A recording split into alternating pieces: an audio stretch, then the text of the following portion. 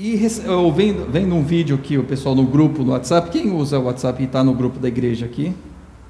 Quase todos. O WhatsApp é um aplicativo de mensagens e vídeo que o pessoal acaba se comunicando muito por esse grupo da igreja, né? Se você não tem, avise que a gente adiciona, né?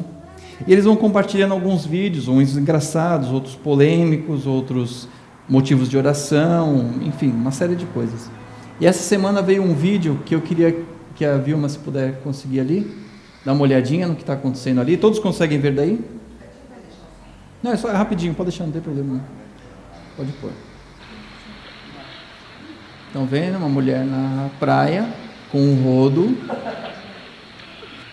puxando ali a água. Eu acredito que ela terá bastante trabalho por essa vida. Um bom exercício para emagrecer. Eu não sei, mais uma vez, para quem não conseguiu, todos conseguiram ver? Viram no grupo? Então, uma mulher com um rodo caseiro, rodo doméstico, puxando a água, e no comentário dizia, não sei se ela fumou maconha, se ela cheirou, né? Ou foi todo junto, o Maurício escreveu. E o Luiz, depois, ok.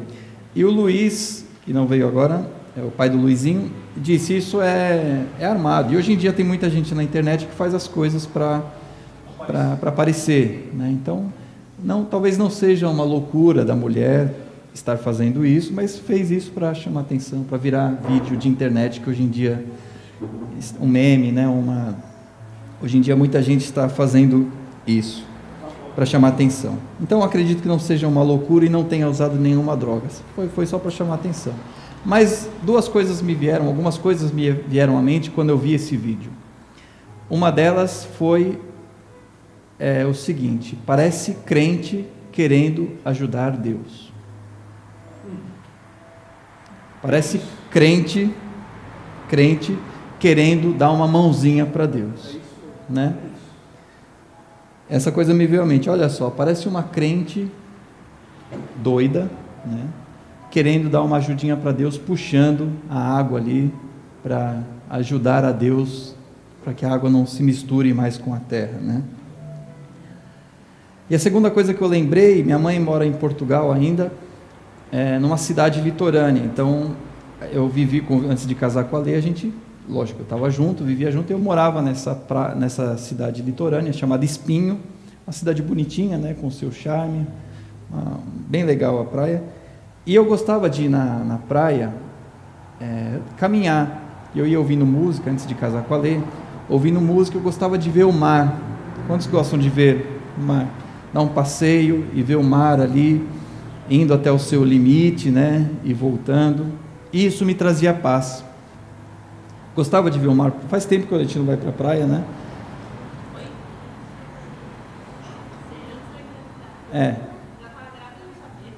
O Tony está com 1 ano e 6 meses e quando a Lê estava grávida, a gente foi para Paraty. Não sabia que estava grávida, mas estava. A gente foi na praia faz quase 2 anos, né? Mais de 2 anos. E quantos de vocês vão à praia com regularidade? Hoje, feriado, né? Tem muita gente que foi para a praia, mas ir à praia e ver o mar ali, chegando à beira ali, voltando, me trazia paz, porque me fazia lembrar da criação. Olha o que Gênesis fala, Gênesis 1, do 7 em diante. Então Deus fez o firmamento e separou as águas que estavam embaixo do firmamento das que estavam por cima, e assim foi. Ao firmamento Deus chamou o céu. Passaram-se a tarde e a manhã, esse foi o 2º dia. E disse Deus: ajuntem-se num só lugar as águas que estão debaixo do céu, e apareça a parte seca. E assim foi. A parte seca Deus chamou terra, e chamou mares ao conjunto das águas, e Deus viu que ficou bom. Imagina essa cena, se alguém pudesse reproduzir, da criação e separação de terra seca com água, né? E toda vez que eu olhava para o mar, eu via esse grito da criação ecoando até antes de eu casar, e quem for na praia esse ano viu em 2017 essa direção da criação ecoando a cada vez que a onda chega ali e vai embora. Deus fez separação da terra com a água. Isso me dá paz. Eu sei que a voz dele, dita trocentos anos atrás, continua ecoando e ele está no controle. Isso que me dava paz. Não era o fato de ver as pessoas na praia, não era o fato de ver as pessoas se divertindo ou comendo um camarão, o que quer que seja, mas o fato da água chegar no seu limite ali e voltar. Deus ainda está no controle. Então não é necessário esse ato de estupidez de querer dar uma ajudinha para Deus, porque Ele ainda continua no controle. Essa é uma primeira parte. Eu queria que você fosse embora pensando nisso. Mesmo que eu não veja a solução para o meu problema, Deus ainda está no controle. Amém? Amém. Deus ainda está no controle e Ele vai continuar no controle. Esse grito, essa voz do Gênesis ainda ecoa nesse ano. Deus está no controle. E a minha oração nessa noite, eu queria que você orasse junto comigo, é que da mesma forma que o Senhor tem o domínio sobre a criação, que o Senhor tenha domínio sobre mim também, que sou parte dessa criação. Pai amado, como o Senhor ainda controla a natureza, apesar do que o homem faz para destruí-la, o Senhor ainda tem o domínio sobre a natureza. E o Senhor, eu quero declarar que o Senhor tem o domínio sobre a minha vida. Então faça em mim, faça de mim o que Tu quiseres, Pai. Continue dominando a minha vida.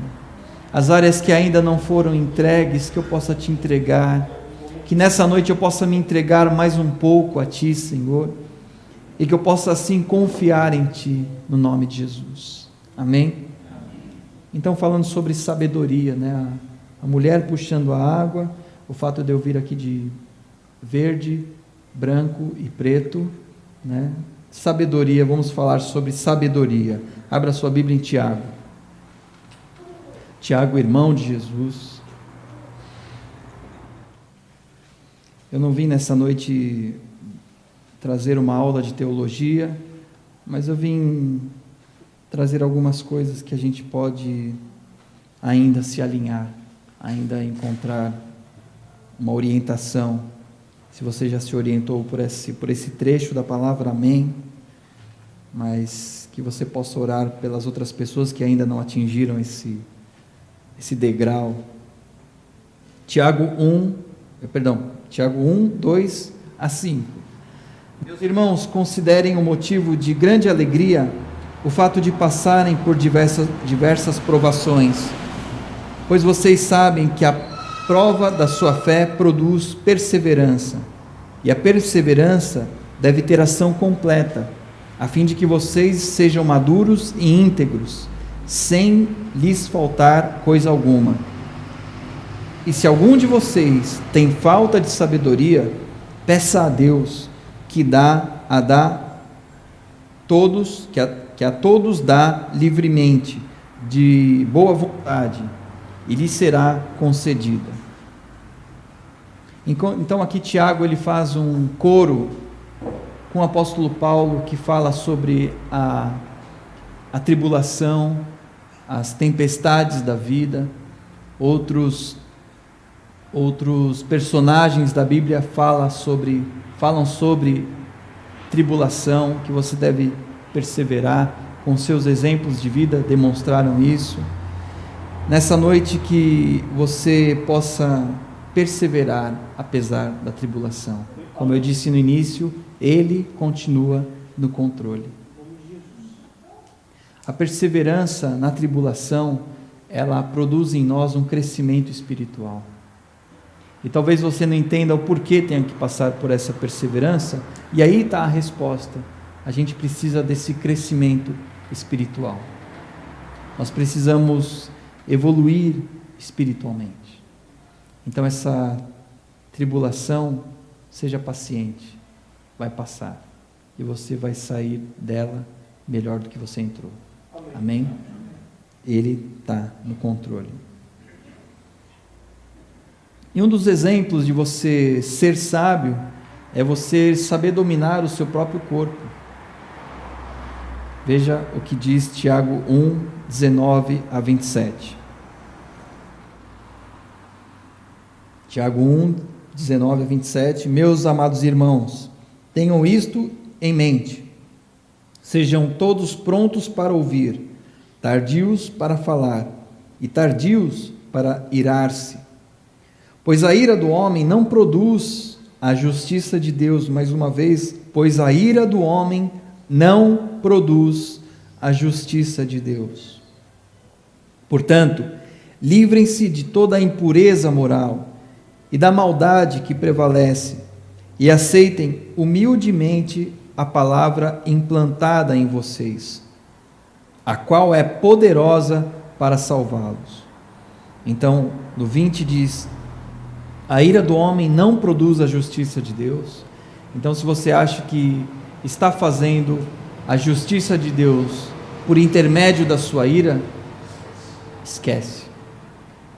A ira de Deus, a sua ira, a ira do homem não produz a justiça de Deus.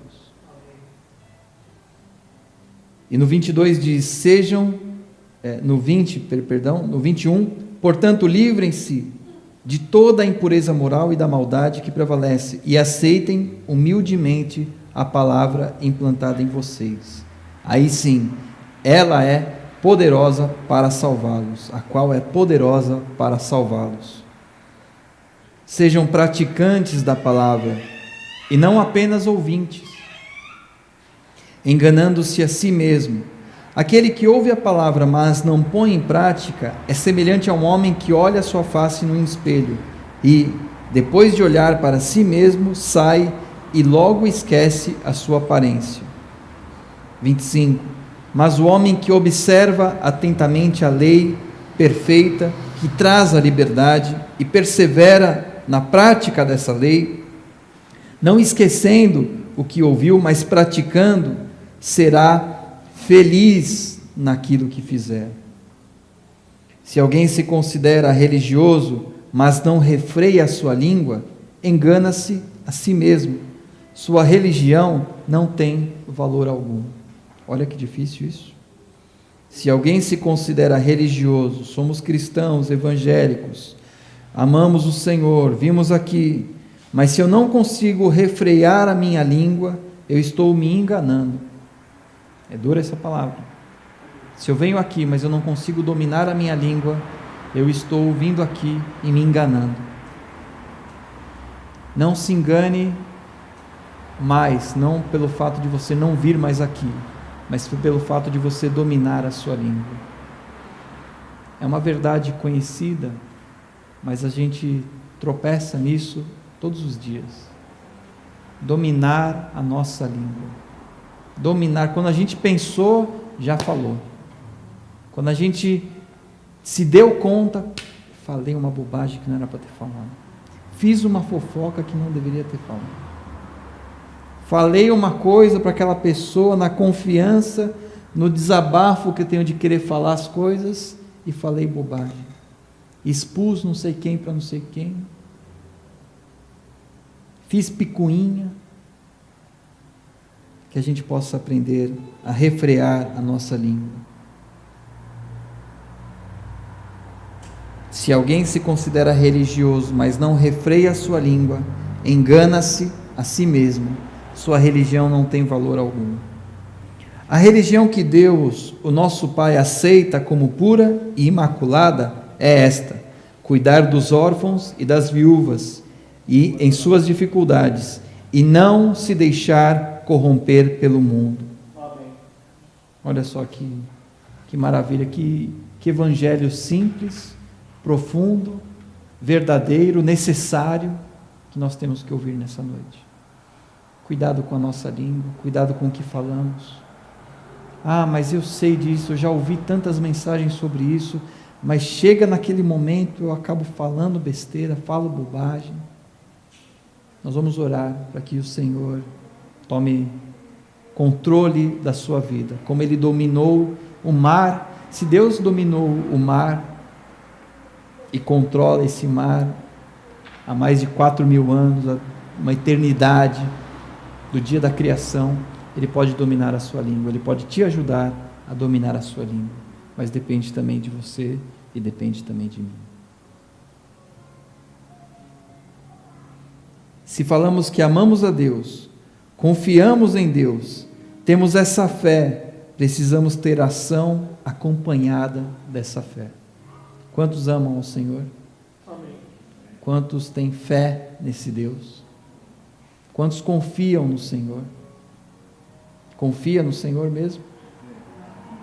Então, se Ele fala para a gente fechar um pouco mais a nossa boca, sermos tardios no falar e prontos no ouvir, vamos confiar, colocar a minha esperança nessas palavras.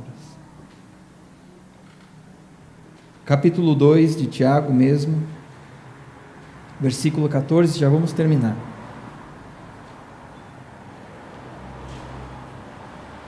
(2) 2,14 diz assim: de que adianta, meus irmãos, alguém dizer que tem fé, se não tem obras? Acaso a fé pode salvá-lo?